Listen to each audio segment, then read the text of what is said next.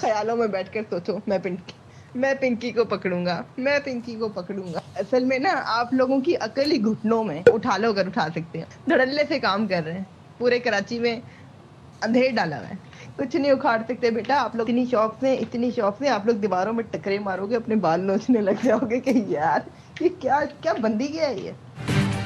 पाकिस्तान की सबसे बड़ी कोकेन डीलर अनमोल और पिंकी का पुलिस को खुला चैलेंज। पैगाम में कहा, हम धड़ल्ले से काम कर रहे हैं, उठा सकते हो तो उठा लो, हमने पूरे कराची में अंधेर डाला हुआ है, रोक सको तो रोक लो। अनमोल और पिंकी ने कहा कि आप लोगों की अकल घुटनों में है, जिस दिन दिमाग से सोचोगे मेरी तरह ब्रांड बन जाओगे। मुझे पकड़ने के लिए पता नहीं कहां कहां से आ जाते हैं, रिटायरमेंट के बाद फोन करके बताते हैं तुम्हें नहीं पकड़ पाए, अकाउंट आपको भेज दिया, 24 घंटे सर्विस ऑन है।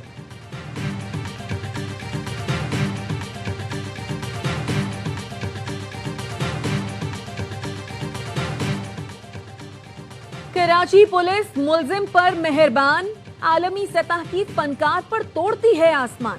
कोकेन की मलिका को अदालत में किसी वीआईपी की तरह लाया गया। अनमोल और पिंकी हाथ झुलाती किसी महारानी की तरह चहलकदमी फरमाती रही। बावर्दी पुलिस एहलकार मुलाजिम की तरह उन्हें रास्ता बताता रहा।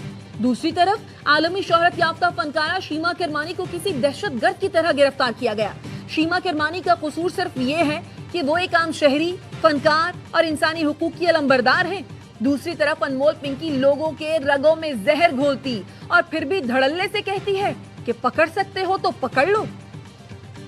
कराची से मुल्क की सबसे बड़ी कोकेन डीलर गिरफ्तार। अनमोल और पिंकी की अदालत पेशी ने निजाम बेनकाब कर दिया। पिंकी बगैर हथकड़ी प्रोटोकॉल में आगे चलती रही, पीछे मौजूद तफ्तीशी अफसर रास्ता बताता रहा।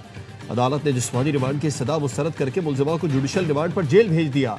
कोकेन डीलर के खिलाफ कार्रवाई गार्डन के करीब बिलाल आर्केड में की गई। खातून से 1240 ग्राम तैयार कोकेन, 300 ग्राम के 15 कैप्सूल्स और मनशियात में इस्तेमाल होने वाले केमिकल बरामद हुए। मुलजिमा से बरामद असलहा भी गैर कानूनी निकला। पिंकी 10 मुकदमात में पुलिस को इंतहाई मतलूब और मफरूर थी। पिंकी के खिलाफ 2021 में गिजरी थाने में मुकदमा दर्ज हुआ।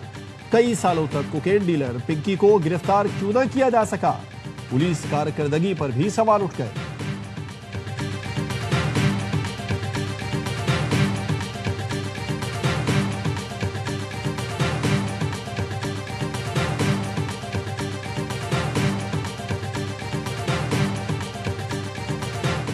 को जिस तरह से पेश किया गया है कोर्ट में, इस तरह पेश नहीं होना चाहिए था। ये तो बड़ी खतरनाक खातून है जो हमारे बच्चों की, हमारी नस्लों की कातिल है। और इतना अनप्रोफेशनल पुलिस की तरफ से ये तरीक़ेकार, ये कभी कतई नाकाबिले कबूल है। खतरनाक खातून को ऐसे अदालत पेश नहीं करना चाहिए था। ये हमारी नस्लों की कातिल है। मुलजिमा को प्रोटोकॉल देने वाले अहलकारों को गिरफ्तार करने का कहा है। वजीर दाखिला सिंध जालन जां की ARY न्यूज से गुफ्तगू। कहा, मुलजिमा के पेशी के मनाजिर देखकर ऐसा लग रहा है पुलिस ने अपना मजाक उड़वाया है। इत्तफाक करता हूँ GIT के जरिए गठजोड़ सामने आना चाहिए। ARY न्यूज की खबर के बाद IG सिंध ने एडिशनल IG से रिपोर्ट तलब कर ली। वाक़े में गफलत और कोताही के मुर्तकिब मुतालिका तफ्तीशी अफसर और अमले को मुअत्तल करने की हिदायत। IG की मुतालिका तफ्तीशी अफसर और अमले को मुअत्तल करके गार्डन हेडक्वार्टर साउथ रिपोर्ट करने की हिदायत। वाक़े की शफ़ाफ़ तहक़ीक़ात के लिए सीनियर अफसर पर मुश्तमिल तहक़ीक़ाती कमेटी भी कायम करने का कह दिया।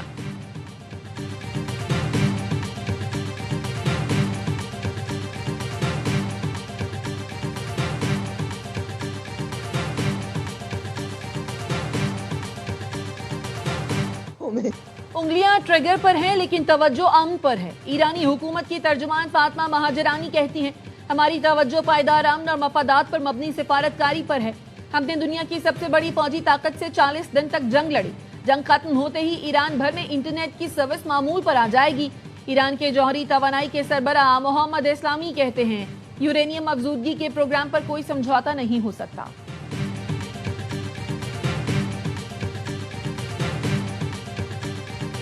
कैम्ब्रिज इंटरनेशनल एजुकेशन AS रियाजी का पर्चा लीक। कैम्ब्रिज इंटरनेशनल के तहत रियाजी का दूसरा पर्चा लीक हुआ। IBCC executive director Ghulam Ali मल्लाह ने पर्चा लीक होने की तस्दीक कर दी। कहा, कैम्ब्रिज इंटरनेशनल के पर्चे आउट होना अफसोसनाक है। आज होने वाला रियाजी पेपर 2 वक्त से पहले बाहर आ गया। कैम्ब्रिज की जानिब से पर्चे लीक होने के मामले पर मौक़िफ़ भी जारी किया गया था। कैम्ब्रिज के पर्चे मुख्तलिफ सोशल मीडिया अकाउंट से लीक हो रहे हैं। विफाकी वजीर तालीम खालिद मकबूल सिद्दीकी का कैम्ब्रिज पर्चों के मुबैना लीक होने का नोटिस, मुकम्मल तहकीकात और हकाइक सामने लाने की हिदायत कर दी।